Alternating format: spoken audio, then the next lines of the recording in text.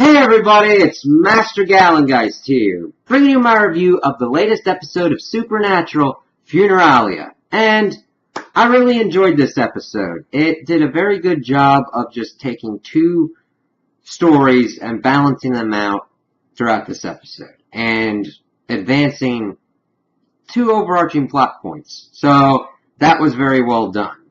So, this episode starts off, and we see Rowena at a party, and we've seen the Winchesters and Castiel are trying to get in contact with her because they want her assistance in getting Gabriel and fighting off Michael and everything. Of course, she's just pretty much saying, no, I'm kind of doing my own thing and everything. And they're going, are you like at a party? She's like, yeah. And I never see you guys at parties, so whatever. You're all work and no play and everything. And Castiel's like, yeah, you guys really don't go to parties at all. And they're like, it has nothing to do with right now, but okay. And she just pretty much brushes them off, and then goes up to this woman at the party, and kind of says, hey, you know what, I've seen you in your paper and everything, and she's going, what did you bring that up for?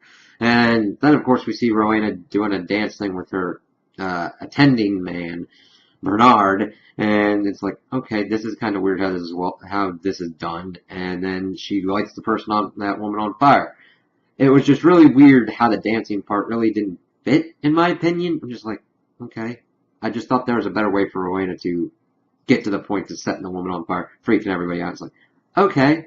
So, we then get back to the Winchesters and Castiel. Dean and Cass are pretty much talking to figure out kind of what to do next. As Dean goes to get a beer, Cass floats the idea of going to the Angels to ask for help for finding Gabriel, and calling it a Hail Mary, trying to explain the sports terms to Dean, which is pretty freaking funny. And he goes, that's not the best decision to make, Cass. And bringing up the whole Donatello, and he's like, listen, we had our disagreements on that. Moving forward on that.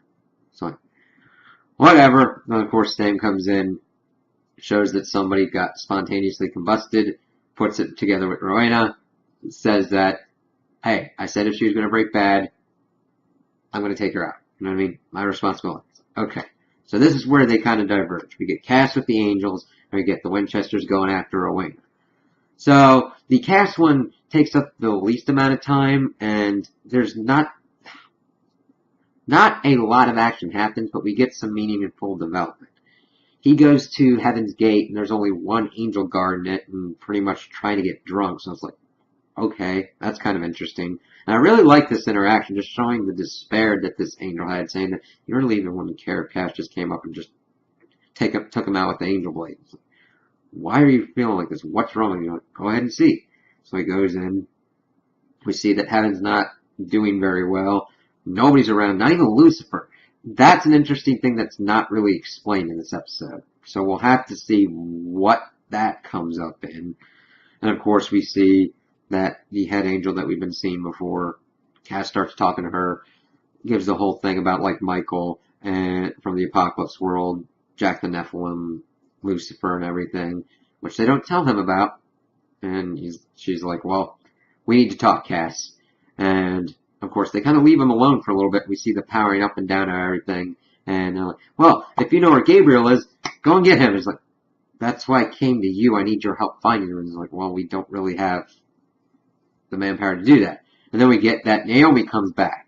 And I kind of forgot about her. And I'm like, hey, she's a villain. She got killed. Okay. But I'm like, okay, everybody's coming back. It's just, I don't mind it if it's pertinent to the plot and that character can give something, which in this case they kind of do. But the revolving door kind of thing kind of just goes a little bit iffy.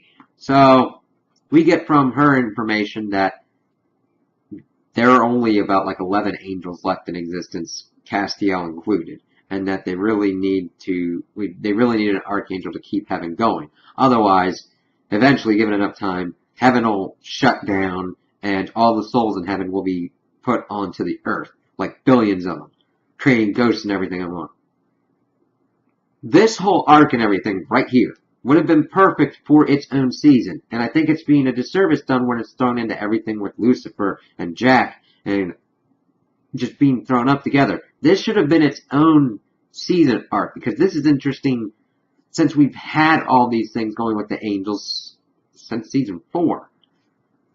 But of course, we get that it's like, okay, Cass is the one that's going to have to go around and try and find Gabriel. And she's going, well, we'll hold on as long as we can, and, well, everything ends eventually, except this show. At the moment, they're renewed for another season. I don't mind it, but sometimes you just need to know when things have to end. Hopefully this is a line acknowledging that. I have severe doubts about that, but moving on. We then get the bulk of the episode devoted to the Winchesters. So they're driving off and they're just kind of talking in the car when out of nowhere, boom, Jessica, the Reaper that we'd seen previously, has popped up, and of course, she's in the backseat. She's like, hey guys, and they're like, holy crap. Dean pulls over and like, who the hell are you? It's like, Jessica? It's like, yeah, that was the Reaper, and Dean's like, yeah, she was pulling me towards the light. Dude, what? You didn't tell me about that. She's like, well, yeah, I've been watching you guys and everything. I've seen everything. And they're like, everything? Yep, you have a lot of hair care products, Sam.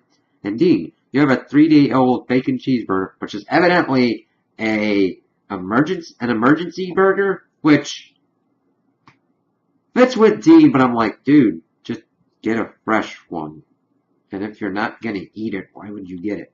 And then, of course, they make a tentacle porn joke, which I'm like, yes, this was well done, but you could have used it better in the other episode with the tentacles. No big beef, but it's just like, you gotta know when to do it, man. You gotta know when to do the jokes and the punchlines and everything. But of course, she's like, well, I'm just tagging along for help and everything, so just call me when you need me. Which, of course, they go and they see the dead body. They get a little bit more information that this was a woman who was in a pharmaceutical industry, and her company, she was a CFO, her company was responsible for deaths related to a drug and all that. And they see that there's another burnt kind of mark near her body.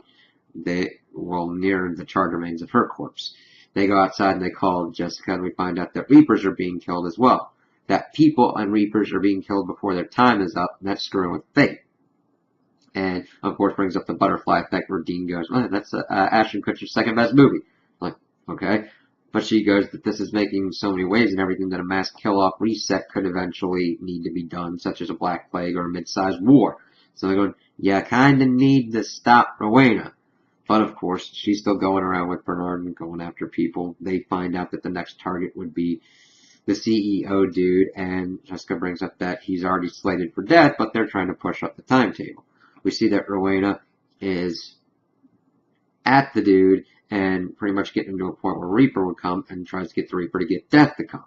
And of course, the Reaper says that she won't see you. And okay, well, gonna have to keep continuing this. And then lights him on fire and lights the Reaper on fire. Of course, at that point, we get to a kind of impasse where they are able to get into contact with Rowena. Says that she's doing it for a reason and that she needs to talk to him about it. They agree to meet her at a place, and she says that she's trying to make up for what she did with Crowley. And like, she wants to bring Crowley back. Like, wow, that's a pretty big character change, that she wants to kind of redeem herself because it was unfair to her son of what happened to him in his life and everything, and she wanted to make up for it. Now, granted, I wish there were more episodes to allude to this change and to get this kind of character depth, but that goes with how these writers inconsistently write and do things with their characters. But of course, Sam and Dean are like, listen, this is screwing with fate. You have to stop. She's like, well, no, I can't. I gotta get Death and I gotta try and make this right.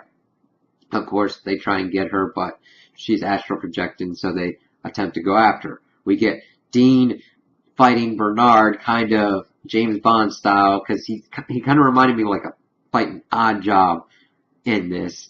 And it was just a well-executed and well-choreographed fight. Dean got beat up, because I like that every man die hard kind of aspect of that. But he still got his good points in, and it was funny, they're fighting, elevator opens, and they're like, nope, don't want to mess with this. But of course, Dean's able to subdue him, and then go out after Sam and Rowena. Sam, of course, gets to Rowena, and she's like, listen, Sam, to stop me, you're going to have to shoot me.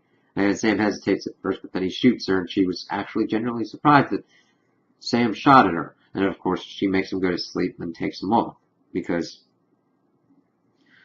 they had let slip that Sam's the only one that's going to be able to permanently kill her, because Jessica told him that death has records on everyone, and the only permanent death for Rowena is Sam shooting Rowena.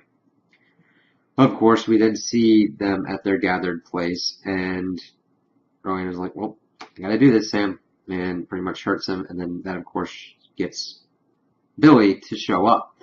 And she's like, listen, I gotta make up, and I gotta make up for Crowley. I've got to do that for him. Please bring him back. And she's like, no.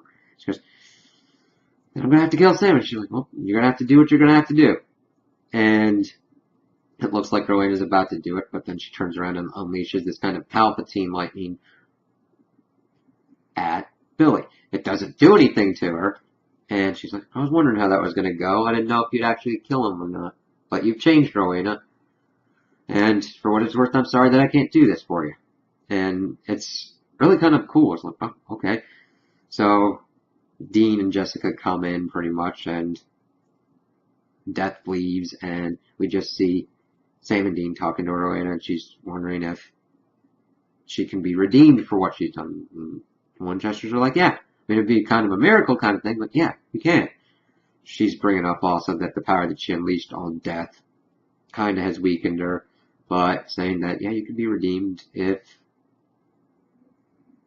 you help us fight Lucifer and Michael and get Jack back and get our family back, and yeah, you could be redeemed.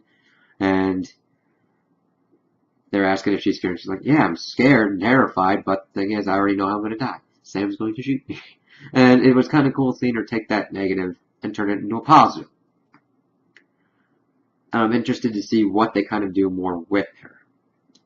And I just thought it was kind of cool seeing them talk about that, and hopefully we get more kind of depth about that, what's going on. So we'll have to see how Rowena plays into the effect, if she'll double-cross them or whatnot, or if she's actually really into trying to redeem herself and trying to help more people. And we'll have to see how her power level's affected. One of my problems I have that I'm getting with this show is kind of a Dragon Ball Z effect. Power levels and everything are not defined, or they keep getting pushed so far outside of the bounds of the suspension of disbelief that it kind of pulls you out of the show. It's like, okay, I understand she's like at full power now, but what does that mean? I don't need a complete in-depth explanation of like bullet points D&D style. If that works on a show, fine. But the thing is, when we get ridiculous power increases or ridiculous power decreases, we need explanations for that. That's even done kind of in Dragon Ball Z and like the shows that are coming up. So, like Dragon Ball Super and everything. So, I kind of hope that they kind of take that into effect. Because every so often we get an episode or a stretch of episodes where nothing happens and then suddenly we're like, okay, here we go. Like Asmodeus, we didn't figure out how strong he really was until we found out that he was juicing with Archangel Grace. But still, that wasn't enough because an Archangel could still take him out. So, hopefully that kind of things get tramped down as they head to some kind of endgame goal. Hopefully. So we'll have to see how this kind of goes forward with Rowena and what she's able to contribute in the fight. So those are my opinions on the episode. Tell me what you guys think in the comments below. If you liked it, if you didn't like it, if you agree with me, if you disagree with me. Also like and subscribe, and I hope you have a good day.